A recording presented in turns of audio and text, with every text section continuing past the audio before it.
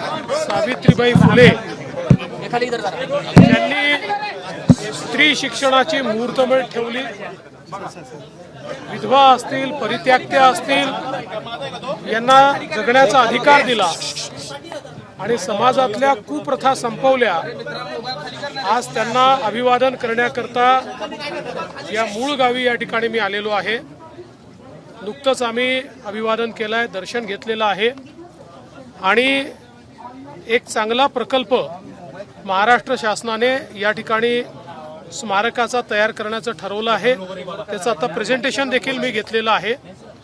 आमचा प्रयत्न असेल की लवकरात लवकर हे स्मारक या ठिकाणी विस्तारित स्वरूपामध्ये तयार करता यावं। साहेब तुमचं अभिनंदन, सामनातून अभिनंदन झाले। आज गडचिरोली बाबत अभिनंदन केले सामनाने तुमचं। चांगला आहे, धन्यवाद।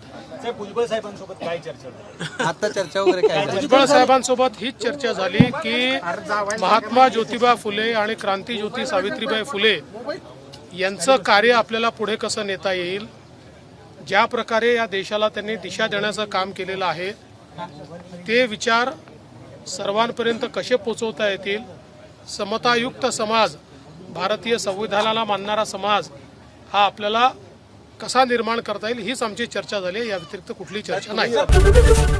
एबीपी माझा, उघडा डोळे बघा नीट।